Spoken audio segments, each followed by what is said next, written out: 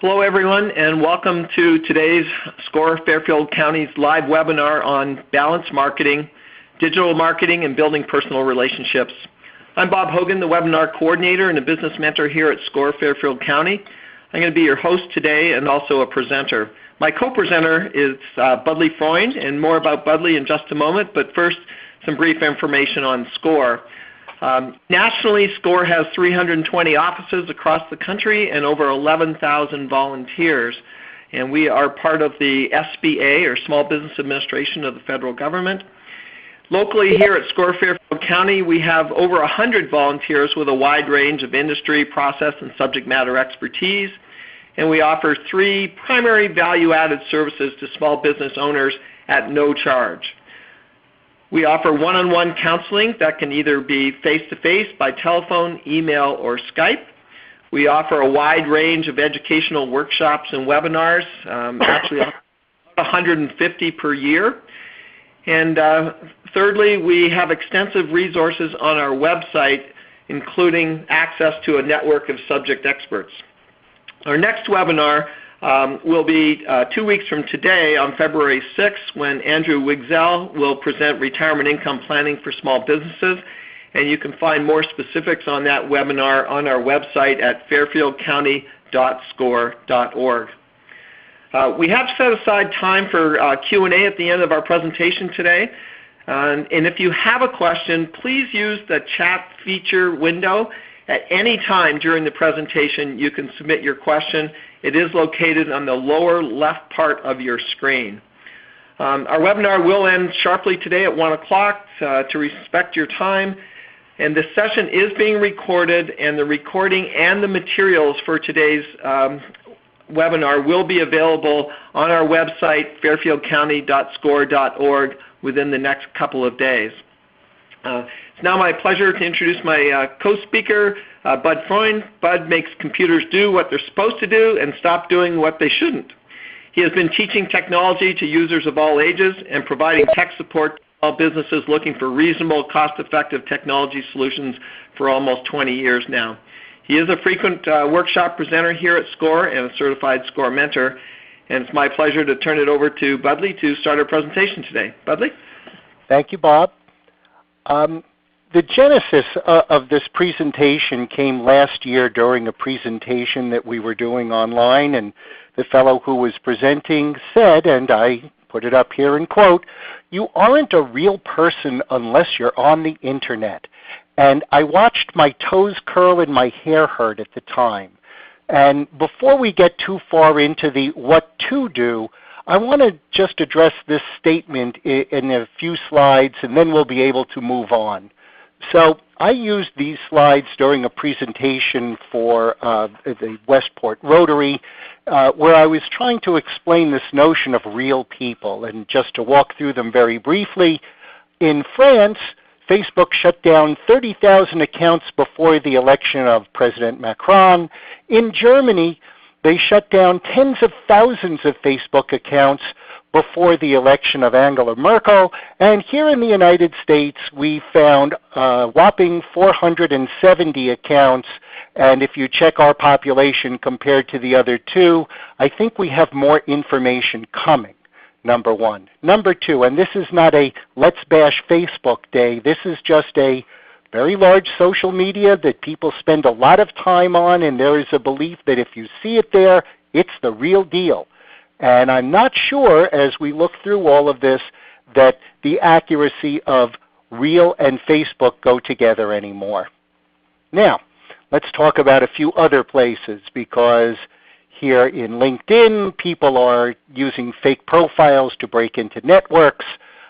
Yahoo had 3 billion user accounts hacked. So again, we're seeing a lot of things going on online that do not give credence to the real people thing. And then there is my friend down here, Orand, who is somebody that I am linked in with. Now, the part that I have yet to figure out, since I don't recall ever meeting him, is whether he's talking about networking like put out your hand and shake it, or if he is talking about networking like take a wire and plug it into the back of a computer, which is what I do for a living. So all of this leads to the question, of course, at which point I'm going to turn it back over to Bob, and we're going to bounce back and forth. So, is the luster off the internet? And I think the answer is, of course not, but the message here is that you need to be aware, and not if you keep your eyes open. And we're going to certainly talk a lot about the online marketing and how we can use that in our marketing along with building personal relationships. So let's just talk a little bit about today's agenda, and we're going to start off by really talking about the spectrum of marketing activities that range from being, for example, totally online to totally offline, or people that just build personal relationships and market that way. And the key, I think, is on this spectrum is how you position your business on the spectrum. And we're going to spend some time talking about the questions and the considerations that you as small business owners could think through to really position yourself optimally on that spectrum. We're going to talk about concept of spearfishing, which is being more to the personal relationship side of the spectrum, and we'll talk a little bit about that. And we're going to end up here talking about a number of things that you can do and try, both from an online perspective and from building personal relationships. So with that agenda and introduction, let's talk a little bit about this concept of a balanced marketing spectrum. And you can see here that we've got a visual that really shows that it's a continuous spectrum. And if you look at the left, that could be defined, for example, as someone or a business that markets totally 100% online. They have no need for personal relationships. Likely rare that someone would be at one end of the spectrum or at the other, but I think it's fair to say that if you are selling a commodity of some kind and you don't need personal relationships and you have high volume and it's kind of one and done, those kind of characteristics likely lend themselves more to online marketing. So, specific example, if you're selling paper clips online, that's likely a commodity. You don't have to build deep personal relationships to do that.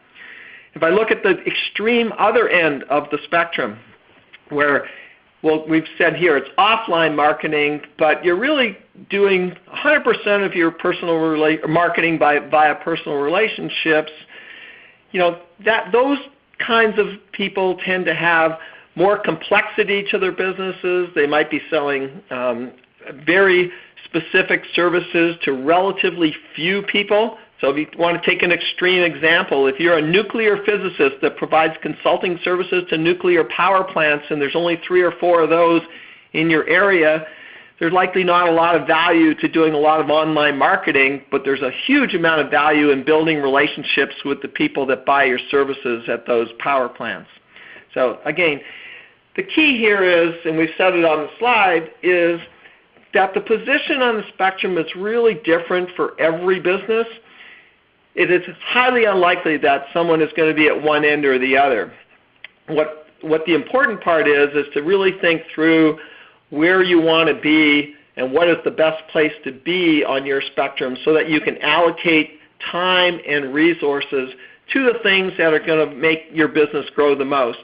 And it may be different for if you're trying to get new clients versus if you're trying to retain existing clients or customers. And we're going to talk about those considerations in a fair amount of length here. But we'll move on here to really ask you some of the questions that will help position you on this spectrum. So the first one to really talk about here is, where are your customers or your clients or that audience that you want to reach? For example, are they local? Is it a national audience? Is it a global audience? Are they even online? Are those kinds of people that if you like, hang out online, and do you really know where to reach them, how to reach them? Can you reach them through social media? Are they members of social media groups? And I think there's a very good story to tell here, and I'll let Bud tell it, about New York City teacher aides and some of the learnings that came out of this particular example. Thank you, Bob. This was from a presentation towards the end of last year, and these people help with marketing. The company that they were helping provides teaching aids to teachers in New York City. Why New York is their specific region, I really don't know.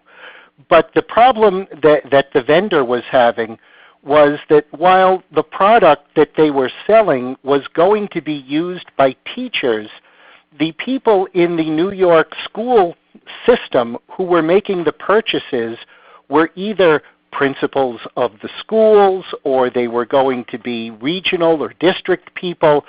So the question of how do I connect with the person who's actually going to make the purchase, they could solicit teachers from now until doomsday, but the teacher was only going to pass it on to someone else and say, can I spend $25 to get this, whatever it was?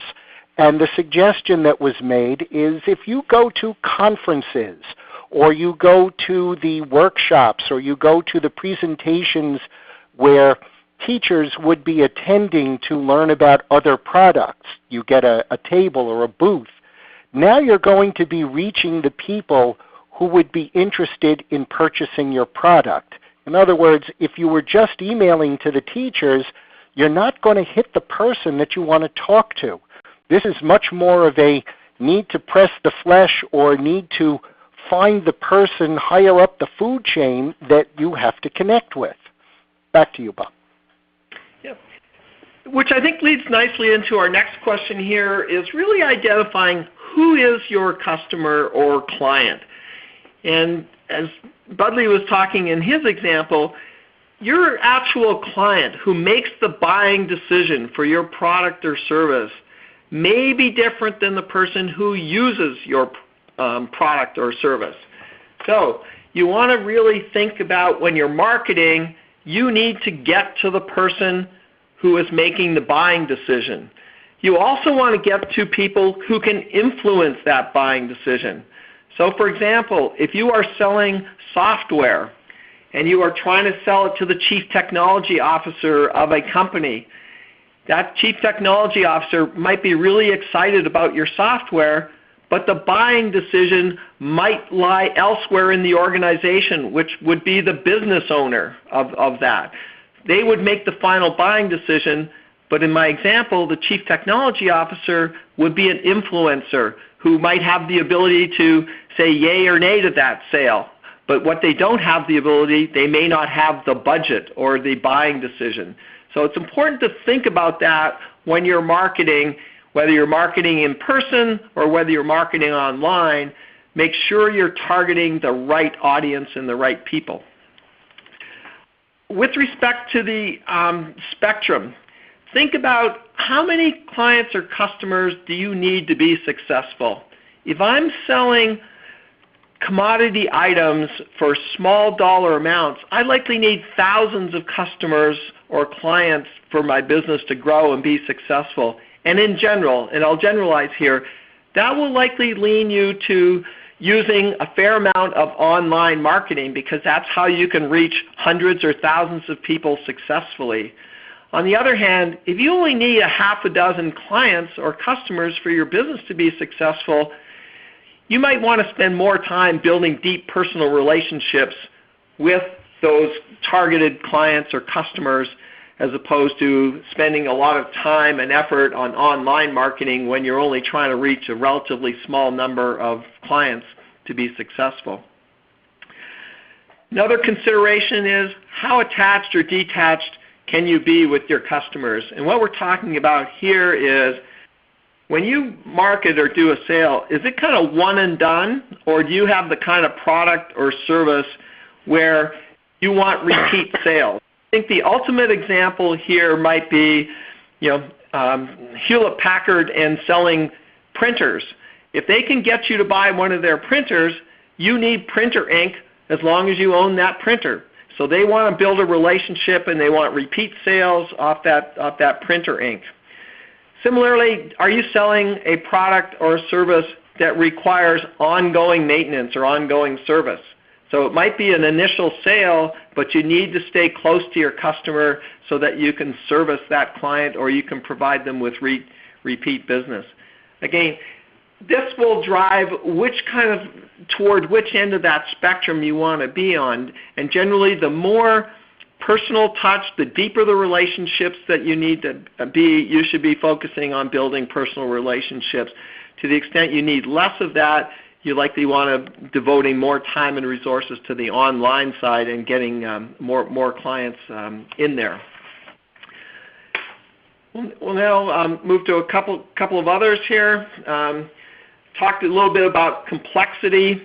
In general, I'll generalize again, the more complex your product or service is, the more likelihood that you need to have a personal relationship, and it's more difficult to sell something complex online because you need to build trust and you need interactions with people to do that. So if you've got a complex product or service, I'm not saying don't be online. You need to have a presence, but you're going to need to complement that presence with some kind of personal relationship that you need to build. And similar, I think there's a correlation with the size of your sale. If you're selling relatively small items, those are more likely to be bought online, and you can find people online, there's less risk. But if you're selling things that are tens of thousands or hundreds of thousands of dollars at once, chances are you're going to have a deeper discussion with that. I talked a little bit about this in the last slide, but really think through how much your business depends on repeat business and referrals. If it does, you may get your initial clients or customers online and also through personal solicitation, but I think what you want to do is you want to build and nurture those relationships so that you can get repeat business and referrals. In my own background, I spent most of my time in the consulting business, and I would tell you that most of our business came from referrals and repeat business that we did as opposed to online sales. And that was the way the consulting business works. And for that matter, a lot of other professional services businesses work if you are in that kind of business. So Budley, do you have any comments here? And if not, we can move to the next I'm only slide. going to throw in one anomaly to the size of your sale, and that's a company in China called Alibaba, where you are buying tonnage of coal or tonnage of iron ore, but before you're going to buy tonnage of iron ore through Alibaba, you will have built a relationship through your steel company with whatever the mining company is, and now the Alibaba just becomes the vehicle. But the relationships become critically important. So, how do you do that? Well, we're going to split this into the online and the offline. And I'd urge you as listeners to take a moment to make some notes or make a note to yourself to do the notes later of what it is that you do for the relation building and the client relations that you currently have. And we're not telling you to stop doing that. That is not what we're saying. What we're suggesting is that to build on what you've got, there are alternatives, and you can go to either end of the spectrum. So let's start with online, because despite that Kevin Costner movie, even if you build a website, it doesn't necessarily guarantee that people are going to come to it. You've got to advertise it. There are billions of web pages. How do people find you? You need to tell them. You need to advertise. Advertising costs money, whether it's word of mouth or whether it's on Google. Wherever you are, you've got to let people know you've got a website. So that's the first order of business in driving business to a website is how are you going to bring them there?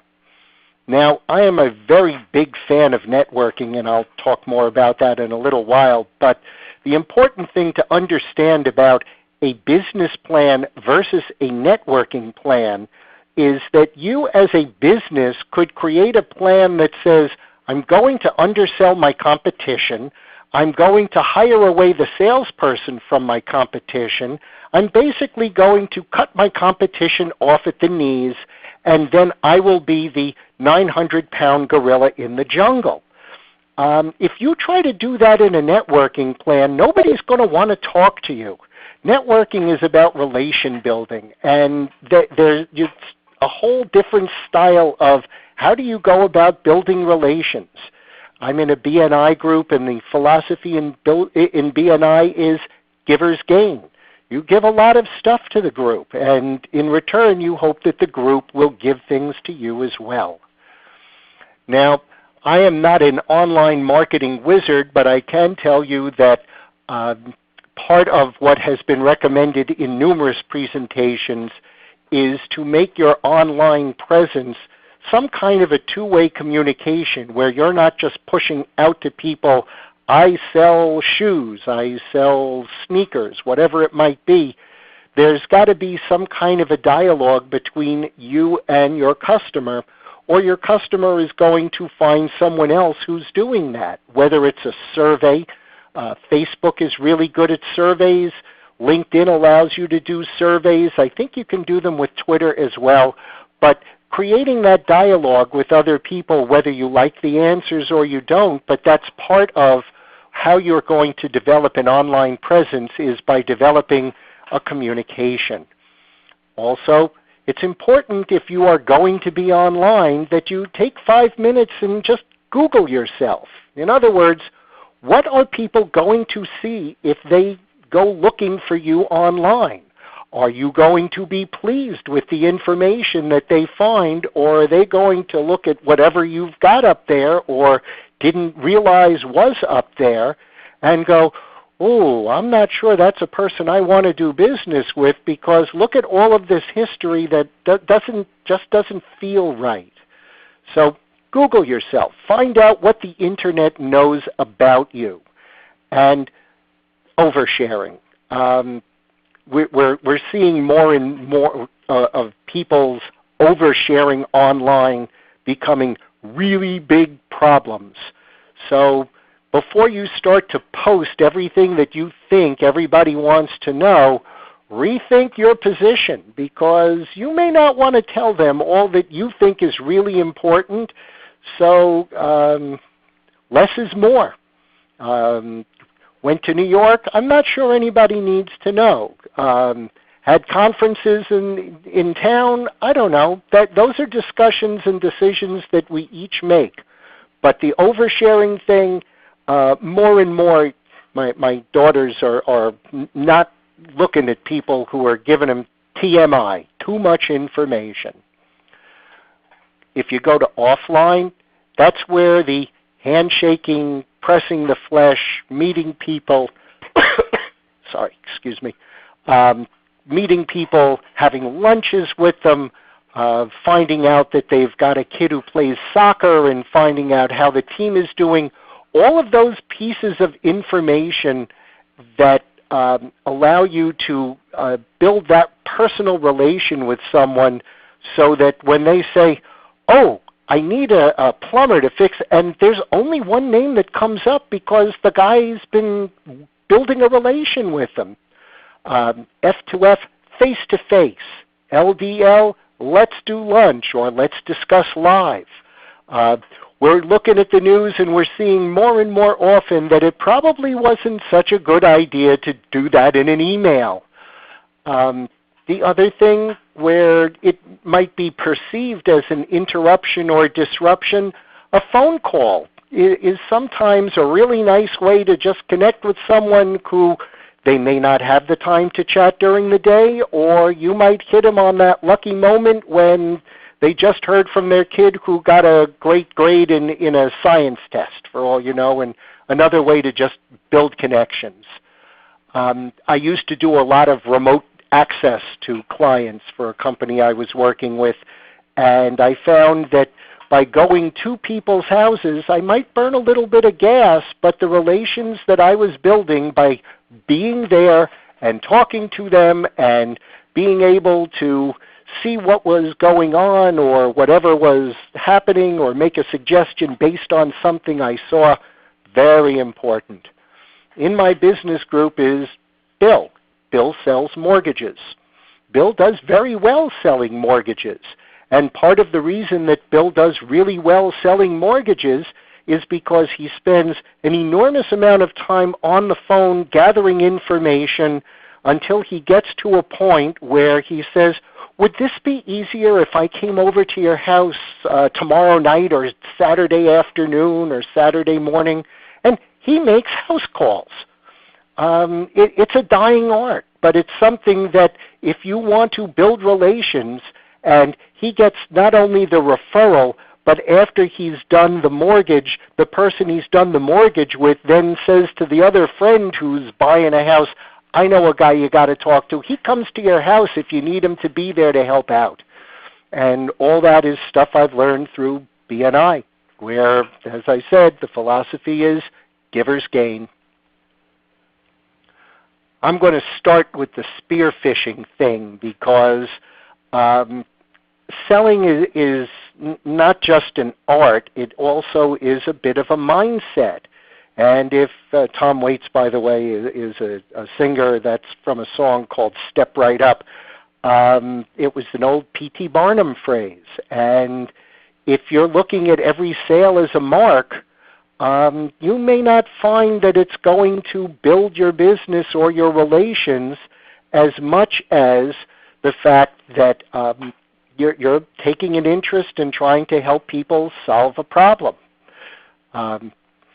Bob was the one, as we were discussing this beforehand, I'm going to hand over to him and let him talk about influencers versus buyers. Yeah, and I mentioned a little bit of this earlier, and I think it's really important, and it depends on what you're selling, whether it's a product or a service, that through the buying process or the buying decision, there are people who influence the sale, and there are people who actually make the buying decision. And I think they are often, and I've learned through the School of Hard Knocks, that they are not one and the same person. And to make sales, particularly if they're complex, you likely need to get access to both of them. So if you're having trouble marketing or closing if this is just not working, it will be worthwhile to step back and say, am I really talking to the right person? And I would fully support what Budley is saying is, are you trying to solve their problem rather than just try to press your product or service? Because if you can solve their problem, or you can lower their costs, or you can make life easier for them, you're going to get a sale. If you're just talking about the merits of your product, and you can have the best product or service in the world, but if it's not resonating, they're not going to buy from you. I'm going to jump in for one item. Referencing backwards to that New York City story, the influencer would be the teacher. The buyer would be either the principal or the regional or district person who would be in purchasing. Yours, Bob? The next thing you want to take a look at is what is your customer worth, and how, what we're saying is here, how far is reasonable? So how far do you want to go? What is the cost of getting a customer, and how much effort are you willing to expend on that? So you want to take that into account when you're looking at your marketing. Too many times in my professional career, I've seen consultants that I've worked with spend way more time marketing and selling a project than the customer or the project is even worse, than it's even worth, rather. So, take that into account. You need to find the right level of face-to-face for your business. Face-to-face, in my mind, is all about building trust, and it's hard to do that online. Whether you're marketing or selling, it usually has to be done in person. It can be over the phone. Better to do it face-to-face, but it's all about building trust. And the more complex and the larger your sale is, the more people are going to want to trust you before you're going to be successful in your marketing. Talking about operating like a water faucet, can you kind of turn it on and off? When you've got enough clients or enough customers, can you operate that way? That's something to consider as well. Or do you need to keep a steady flow of clients or business? Is that the way you need to market? And I think Budley's talked a lot about networking, and I think you want to, as you join networks or as you build relationships in your network, take a look and say, who does your network know? Where do you need to get to? And realize that those relationships do not happen overnight. You're going to have to give to get. You're going to have to, spend time with people, likely beyond the initial networking meeting. You're going to have a lunch. You're going to have a drink with them or a coffee or whatever it's going to be. And I think the last point here on this slide that we would encourage you to really take a look at is on your website. Have you really optimize your search engine and the reviews that are coming through there? And I know maybe Budley wants to say a little bit more about SEO here. Yeah, I'm gonna touch on that because I work with an SEO fellow who has an account upstate New York that's in the nursing home business, and I am constantly astonished that based on these online reviews, his client will either be successful or not successful. There are people who are, children are trying to find a place for their elderly parents to be, and I would think that the first place that you would start might be online and read the reviews, but if you're not touching the place, if you're not driving over to take a look at it, I'm not sure that just because people have written or said something, it's going to resonate and hold a value. Mom, do you believe that these people who are writing these reviews are actually writing the reviews, or was it some kind of a machine that created all this information? So I find it's important. It will affect your rankings. You get a bad review, that can be a big problem for a business. So it is important, and there are people who rely on it. So something to consider. I think, Budley, it's important if you do get a negative review to often address it head on if you can, and respond to it. Just ignoring it can often be worse. But there are times when maybe that is the best approach. So again, use your judgment. Double-edged sword on that. Sometimes in reading the response, if my dinner took too long to get, it was an hour before we got dinner, the meal was cold, the apology of I'm very sorry you had a bad experience at my restaurant, please come back and let's see if we can resolve this in a better fashion. But for someone to say, my napkin wasn't folded properly, there's a cutoff point to where you want to engage and where you want to disengage. Totally agree. Bob, you want to start on these, or do you want me to? No, I think we jumped one, Budley. Okay, I'll continue then. I'm a big relation builder. I find that it just sort of helps you to be known in a community. If your business is community-centric and you need local people to either know who you are or that's the area that you want to cover, get involved with stuff. Get involved in the community. If there's a committee that's doing a street fair, if there's some sort of service that you can get involved with. I volunteer at SCORE. For me, it's something that I find enormously gratifying, and it helps other people along the way. If in your business you want to try to do some enticements, these giveaways or donations or raffles, these are great ways of getting your name known. When my daughter was in grade school, there was a garage in town where the fellow would make sure that the car was working, and it wasn't the newest car you'd ever seen, but he would offer as a raffle this car. And that was something that got him a huge amount of business. He was engaged in the community, and people would recognize it and acknowledge it. Yeah, but a couple of other examples. I have a friend who started a craft beer business, And his primary way to market was to essentially give away free beer so they could taste his beer. So again, do what works for you. I think donations often provide visibility. Another idea for raffles, you'll see people, if they're at a trade show, they'll have a basket or a jar where if you put your business card in, they will raffle off something for free.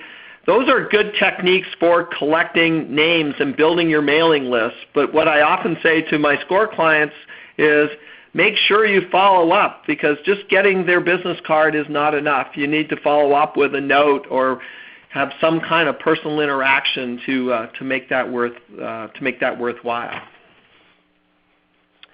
Oh, I'm a big fan of the showing up part.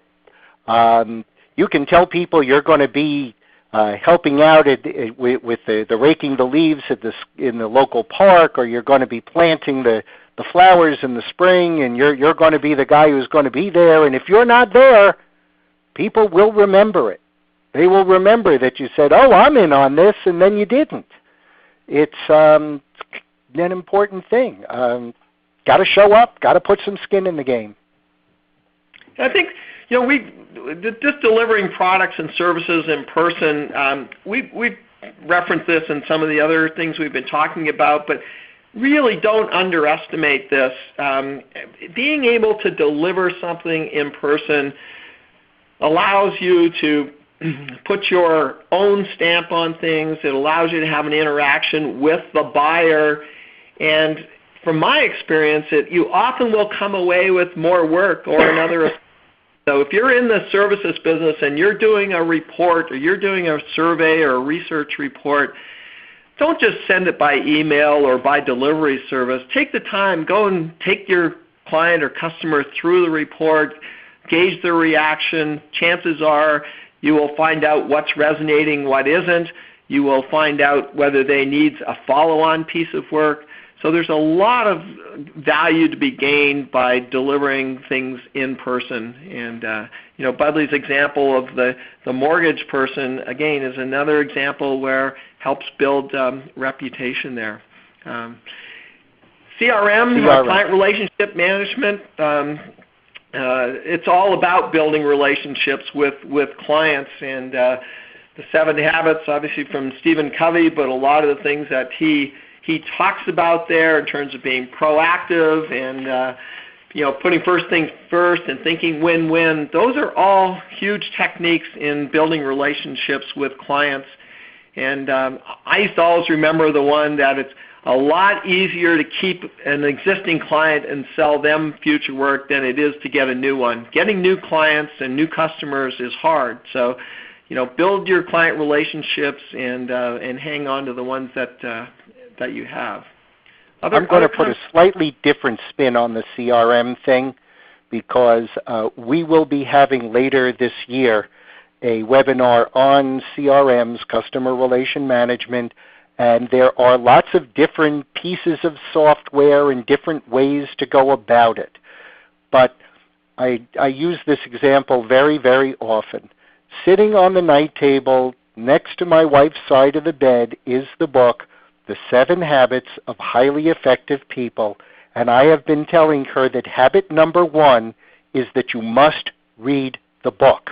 If you don't read the book, if you don't get some skin in the game, if you don't put the information into the CRM, if you don't do the typing, if you don't make the phone call when the tickler says it's time to make the phone call, having the software doesn't mean that you're going to be able to do or build or add on to the business that you currently have.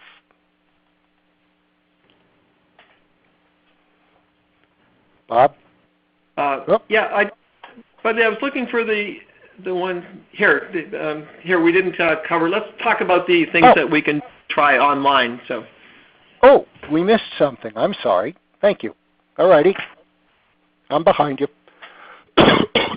Or do you want me to start up? I'll start up. Okay. Yeah, why don't you... There's a couple of different places that you can do your business online, and Meetup is a place where businesses can connect with people and potential buyers. One of my SCORE clients was doing events, bucket list events. So she would have a rock climbing event, or she would have a whitewater rafting event, and she was posting them on Meetup. And that's how people found her, and that's how she was building her business. If you go into Facebook, you can target your advertising through Facebook ads so granularly. In other words, you can say, I only want homeowners in Lower Fairfield County who are between the ages of 30 and 50 and have 2 children. And you'll be able to target down to that, because whether we like it or we don't, we have given Facebook all of that information so that we can now basically mine that data. One of my BNI people does mastermind groups, people excuse me, people with similar business goals or drive that want to hear what other people have to say. And those mastermind groups can either be a bunch of people sitting around in a room, it can be a bunch of people in a conference call, it can be somebody doing a webinar with other people calling in and asking questions. Lots of different ways to go about a mastermind group and get other people's thoughts on stuff that you're doing. I have been using Thumbtack of late, which is a place where people who need a job done can post the job that they need, and I can set a region that I want to get information from, and then based upon what somebody says, like I'm in Poughkeepsie, New York, and the paper in my printer is jammed, I'm not driving to Poughkeepsie to pull a piece of paper out of a printer.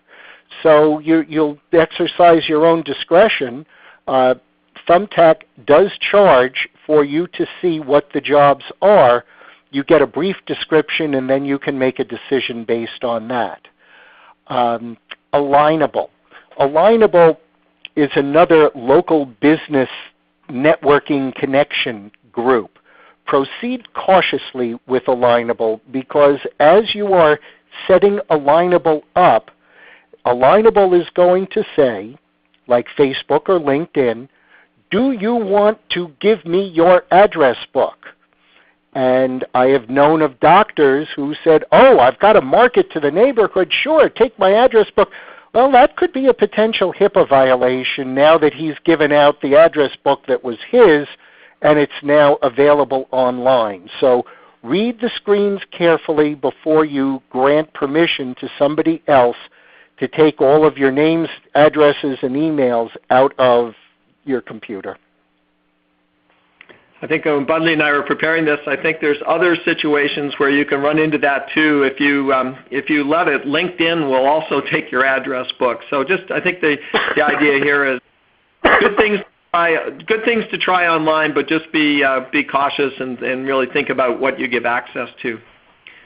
Okay, we're going to move to Dale Carnegie here. It's obviously a book, and it's been around for a long time on how to win friends and influence people. But the basics are still there. If you are building relationships, people like to be called by name.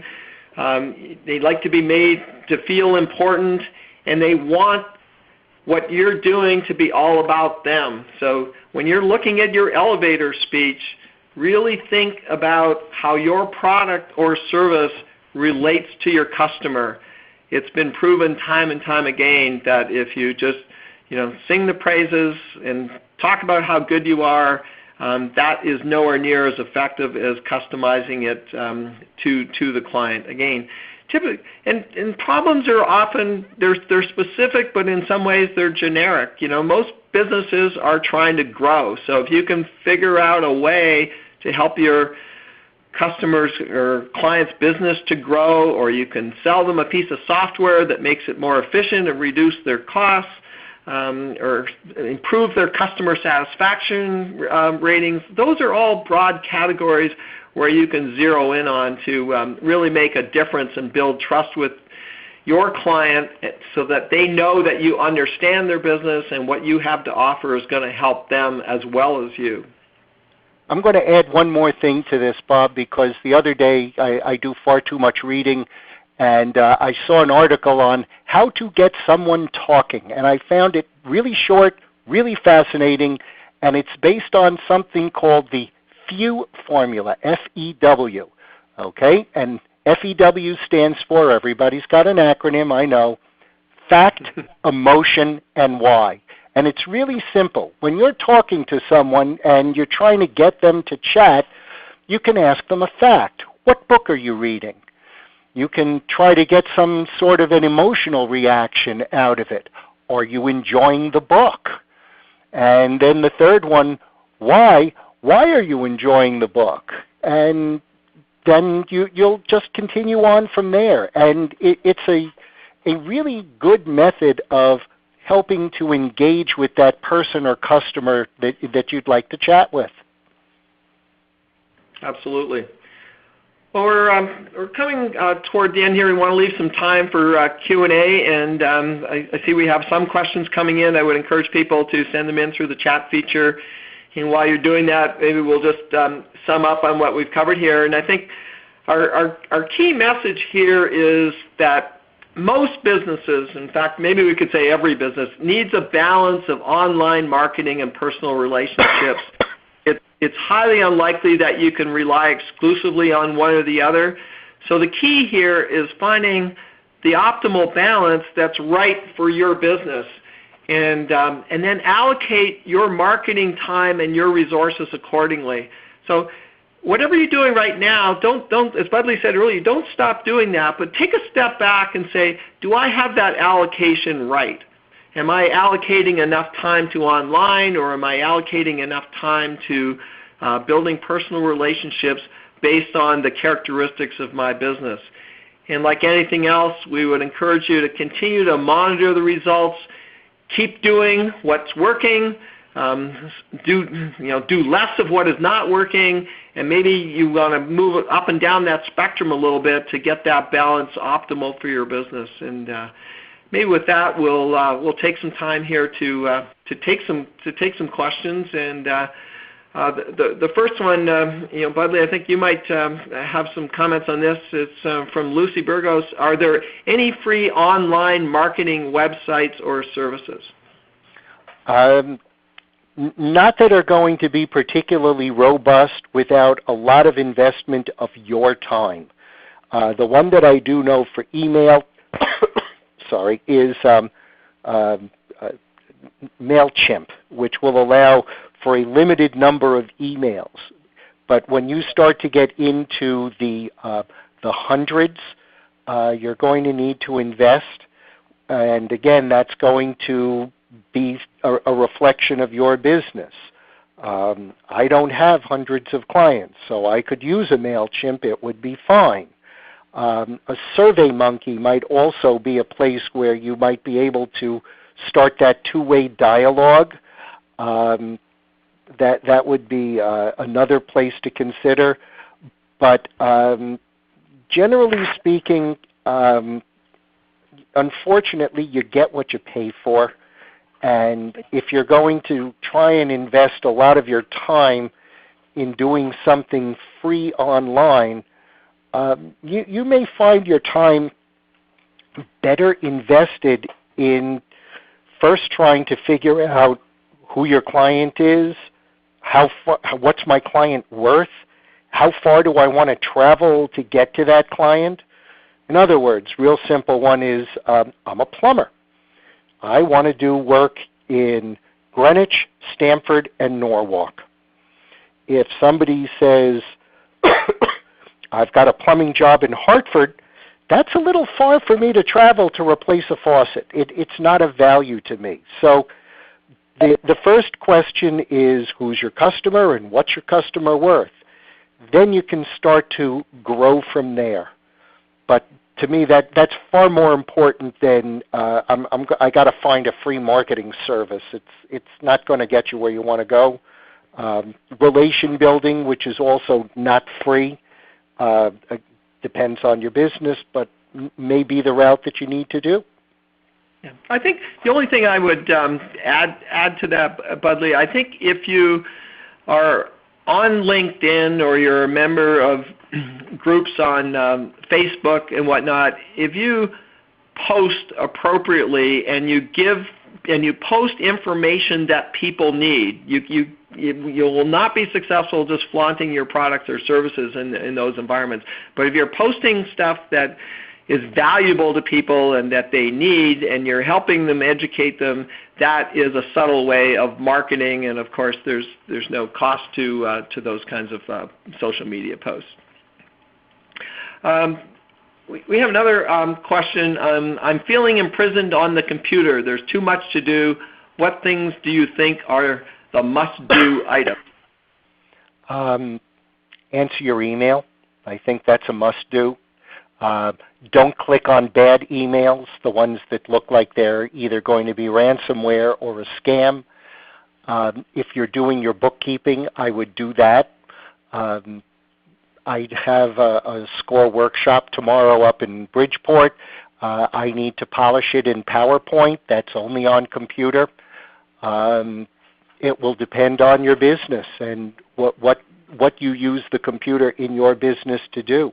If your computer is how you send your bills out, I'd use the computer for that. That would be a high priority on my list. Yeah. I think that I'd introduce the notion, what helped me in these kinds of things is thinking about for your business, what is urgent versus what is important. And I think too often these days with the computer, we get tied up in the urgent. That text comes in or that email comes in and there's a feeling of need. And by the end of the day, you've done a whole bunch of stuff, but none of those really important stuff have you got to. So I think one of the techniques would be to help segment your day. You should be controlling how you spend your time during the day rather than letting an incoming flood of email and texts and other electronic things do that. So I think that would be the advice. But it's a difficult question to answer without knowing the specifics of your business. But hopefully those are a couple of points that can help you. We'll move on to another question from Maria. I have great reviews on my business Facebook page. How can I highlight those? How can I get others to see those? Budley, you got some thoughts on that? Yes. In working with an online marketing person, they used a phrase called the perfect storm. And what they meant by the perfect storm is that you've got to pick a place that becomes the core of your business information, whether it's your website, whether it's Facebook, whether it's Twitter, whether it's email. But let's use the website as the example.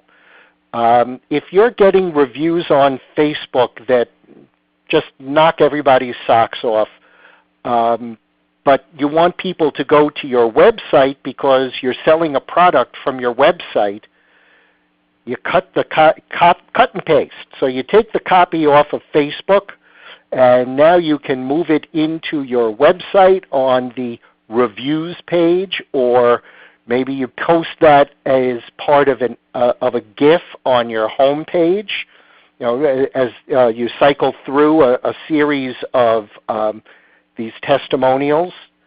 You can also, starting from Twitter, say, reviews are in, and have the link pointing over to whether it's Facebook or your website.